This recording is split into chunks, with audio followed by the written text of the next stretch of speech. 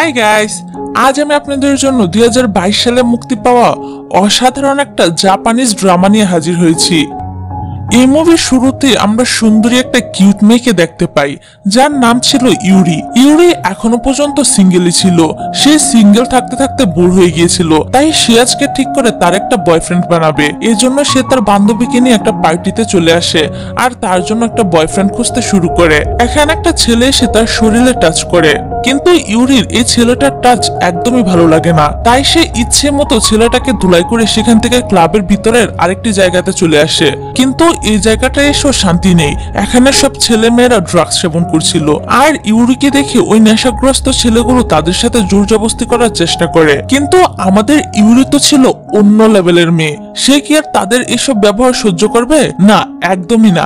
সে এখানে একদমই ভয় না পেয়ে তাদেরকে একদম ভর্তা বানাতে শুরু করে। কিন্তু শত হলেও তো ইউরি একটা মেয়ে ছিল, এখানে সে এতগুলো ছেলের সাথে পেরে উঠছিল না। ঠিক তখনই সেখানে এন্ট্রি হয় আমাদের হিরোর, যার নাম ছিল জুন।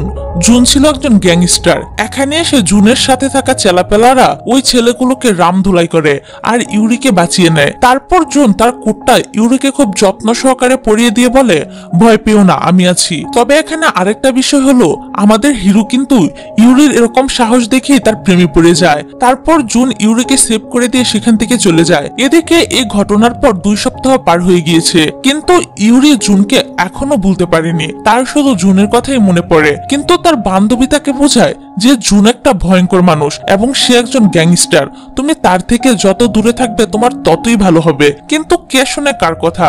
ইউরি তার বান্ধবীর কথায় কোনো পাত্তাই দেয় না আর তার ভার্সিটি থেকে বের হয়ে জুনের বাসায় যেতে শুরু করে, কারণ জুনের কোটটা এখনো তার কাছেই ছিল। তাই ইউরি সেটা ফেরত দিতেই জুনের বাসায় আসে। এদিকে ইউরিকে দেখে জুন তো অনেক খুশি হয়ে যায়, কারণ সত্য হলো ওনার ক্রাশ বলে কথা। তারপর জুন ইউরিকে খুব আপ্যায়নের সাথে তার বাসার ভিতরে নিয়ে আসে। কিন্তু এখানে জুন তো আর নিজেকে আটকে রাখতে পারে না, সোজা সে ইউরিকে জড়িয়ে ধরে। গ্যাংস্টার বলে কথা, কাউকে কি আর ভয় পায়? কিন্তু ইউরি তো জুনের এমন আচরণ দেখে অনেক ভয় পেয়ে যায়।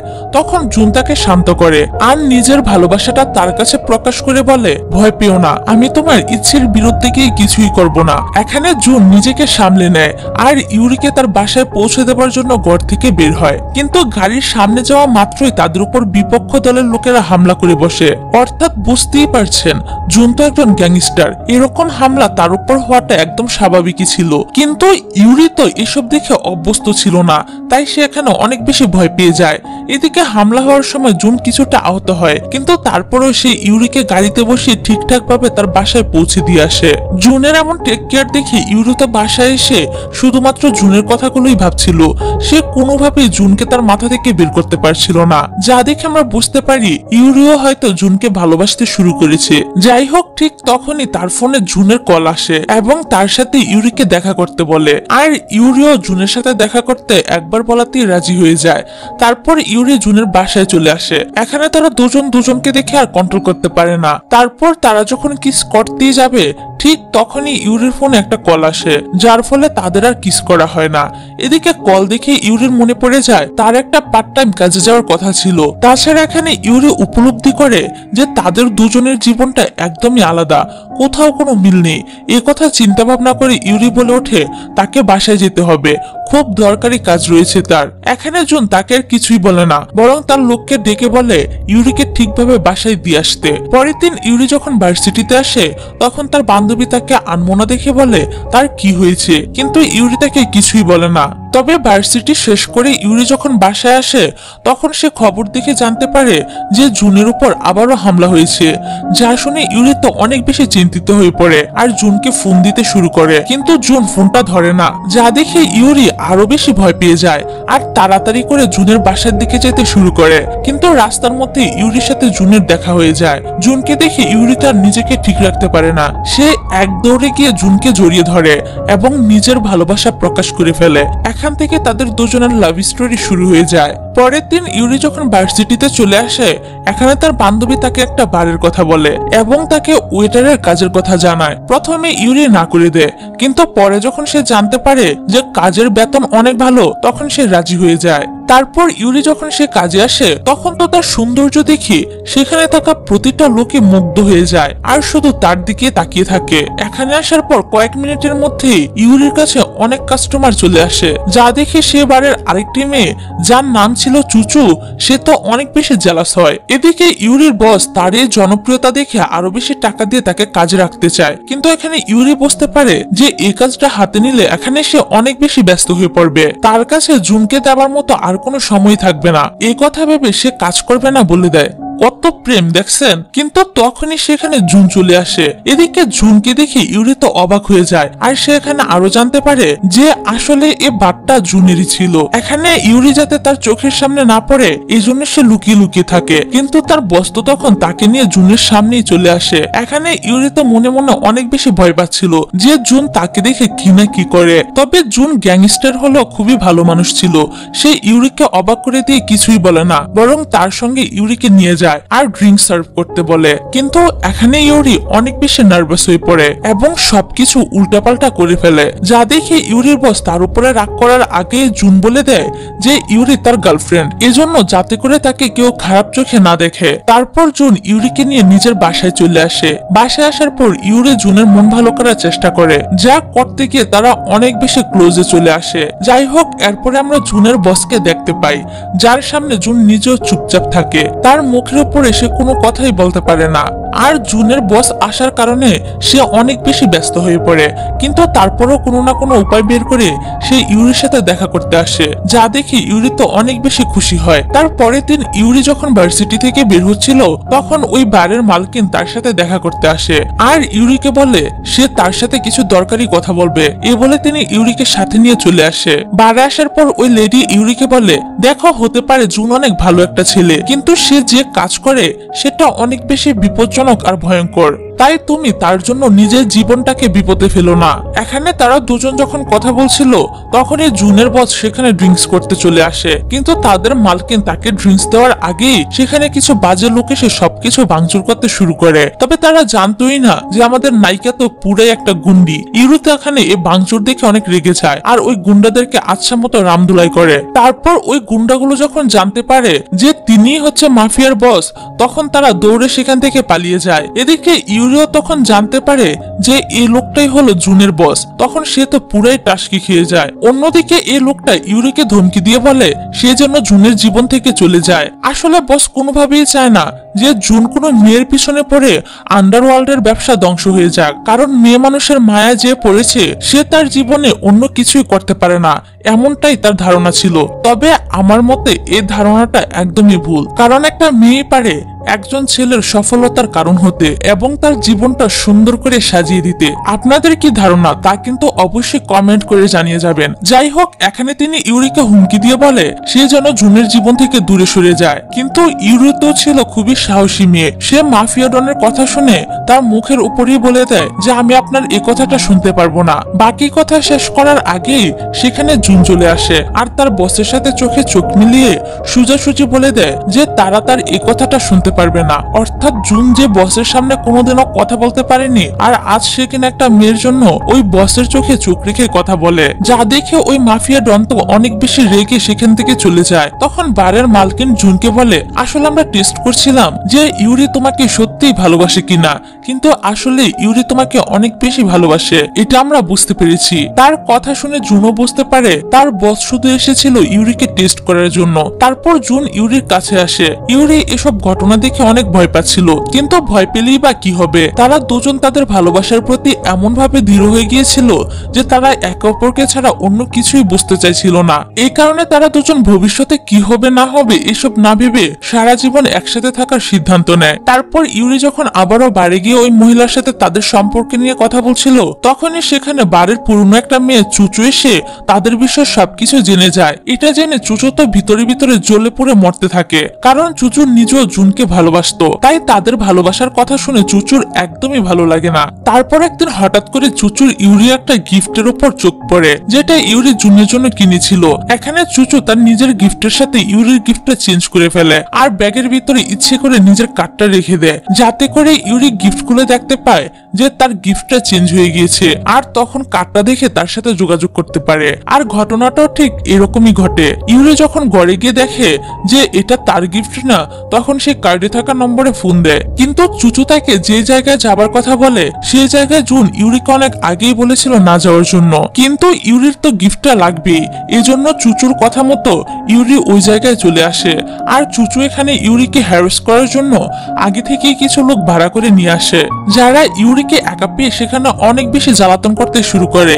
এসব কিছু চুচু দূর থেকে দেখে অনেক বেশি খুশি হচ্ছিল। তবে তখনই সেখানে জুন ইউরিকে বাঁচাতে চলে আসে। আর এখানে আমরা জানতে পারি যে ইউরি বাসা থেকে বের হওয়ার আগে জুনকে কল দিয়েছিল আর বলেছিল যে চুচুর কথা সে জায়গাটা যাচ্ছে। আর তখনই জুন বুঝতে পেরেছিল যে চুচু আসলে কি করতে চাচ্ছে, তাই চুচুকে হাতে নাতে ধরার জন্য জুন ইচ্ছে করে ইউরিকে ওই জায়গায় পাঠায়। তারপর সত্য সামনে আসার পর প্রথমে জুন ওই বাজে লোকদের ইচ্ছে মতো দুলাই দেয়, তারপর ইউরিকে বাসায় পাঠিয়ে দিয়ে চুচুকে নিজের সঙ্গে নিয়ে যায়। তবে এখানে এসে চুচু জুনের কাছে অনেকবার ক্ষমা চায় আর তাকে ভালো হওয়ার জন্য লাস্টে একটা চান্স দেওয়ার জন্য কান্নাকাটি করে। যেহেতু জুন ছিল একজন ভালো মনের মানুষ, তাই সে চুচুকে বলে, দেখো আমি তোমাকে আরেকটা সুযোগ দিতে পারি, কিন্তু তুমি আমার চোখের সামনে কখনই আসবে না। কিন্তু শয়তান কি এরা তো তাড়াতাড়ি ভালো হয় বলেন? সে এখানে জুনকে ড্রিঙ্কস অফার করে আর ড্রিঙ্কস এর সাথে চালাকি করে ড্রাগস মিশিয়ে দেয়, যাতে করে জুন কন্ট্রোল হারিয়ে তার বিছানায় চলে যায়। কিন্তু জুন তো ছিল একজন গ্যাংস্টার, সে কি আর এত সহজে তার নিজের কন্ট্রোল হারিয়ে ফেলবে?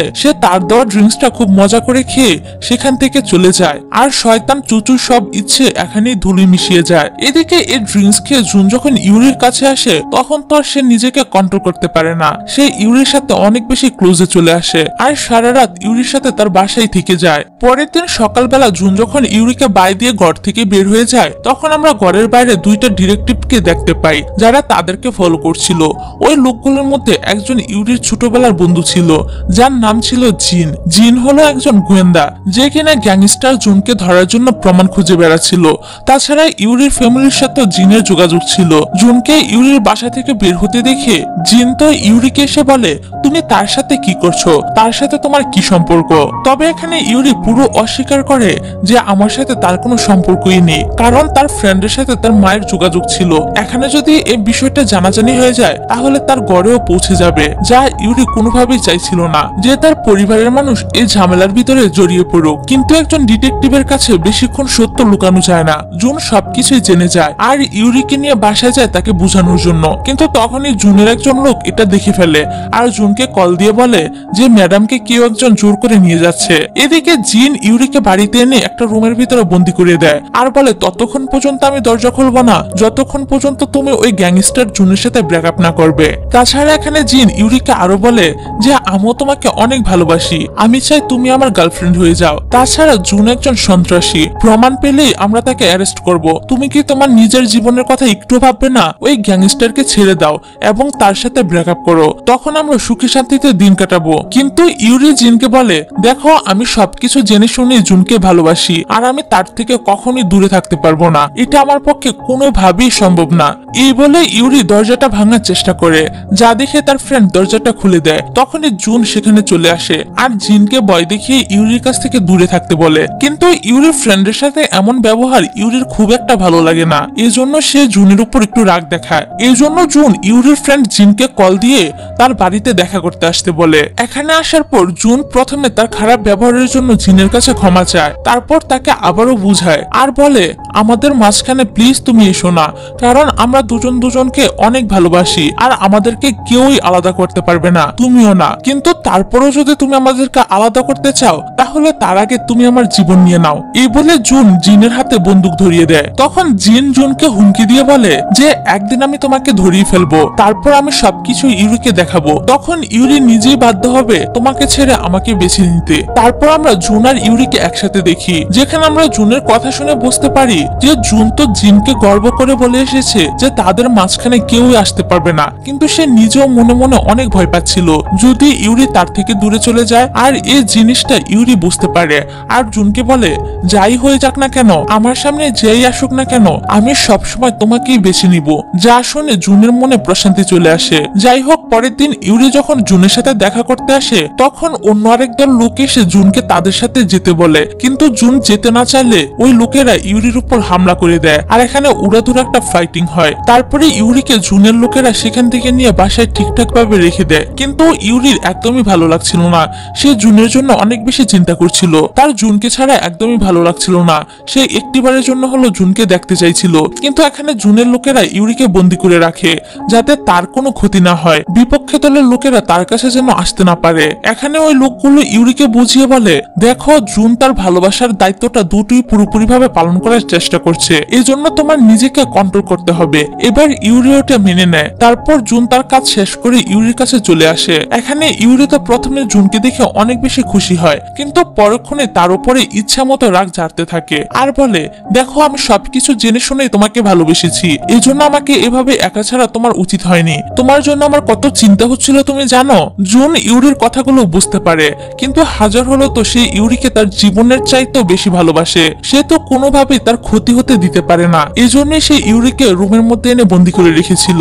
যাই হোক, তাদের রাগ অভিমান শেষ করে তারা দুজন সুন্দর একটা কোয়ালিটি টাইম স্পেন্ড করে। এদিকে আমরা ওই মাফিয়াকে দেখতে পাই যে তার নিজের দলবলের এমন অবস্থা দেখে নিজেই সামনে আসবে বলে ঠিক করে। অন্যদিকে জুন ইউরির সেফটির জন্য তাকে একটা নতুন বাড়ি গিফট করে। এখানে ইউরি জুনকে জিজ্ঞেস করে, তোমার শত্রু আসলে কে? কিন্তু জুন এই কথাটা ঘুরিয়ে ফেলে, যা দেখে ইউরি আর কিছুই বলে না আর ভাবে সঠিক সময় আসলে জুন নিজেই সবকিছু তাকে জানাবে। যাই হোক, তারপর তারা দুজন প্রথমবারের মতো বাইরে একসাথে ডিনার করতে আসে, কিন্তু এটাই তাদের জীবনের সবচেয়ে খারাপ ডিনারে পরিণত হয়, যেখানে ওই বিপক্ষ দল ইউরিকে বন্দি বানিয়ে অনেক জ্বালাতন করতে থাকে আর জুনের সামনেই তার প্রেমিকাকে ওই মাফিয়া কোলে করে নিয়ে যায়। এবার জুন তো অনেক রেগে গিয়ে তার দলবল নিয়ে ওই মাফিয়ার বাড়িতে চলে আসে ইউরিকে বাঁচাতে। তবে এদিকে ওই মাফিয়া ইউরিকে তার নিজের রানী বানিয়ে রাখার চিন্তা ভাবনা করে, কিন্তু ইউরি তো গুন্ডি মেয়ে ছিল, সে ওই মাফিয়ার খারাপ উদ্দেশ্য দেখে তাকে মারতে শুরু করে, যার জন্য মাফিয়া তো অনেক রেগে গিয়ে ইউরির সাথে খারাপ ব্যবহার করতে শুরু করে। ঠিক তখনই জুন এসে মাফিয়াকে ইচ্ছা মতো পিটিয়ে ইউরিকে বাঁচিয়ে নেয়। এদিকে ইউরির ফ্রেন্ড জিনো যেহেতু গ্যাংস্টার জুনের বিরুদ্ধে কোনো প্রমাণ জোগাড় করতে পারেনি, এজন্য সে আর জুনকে অ্যারেস্ট করতে পারেনি। আর এদিকে ফাইনালি তারা দুজন আবারও এক হয়ে যায় আর তাদের এই মিলন দিয়ে আমাদের এই ড্রামাটা এখানে শেষ হয়ে যায়।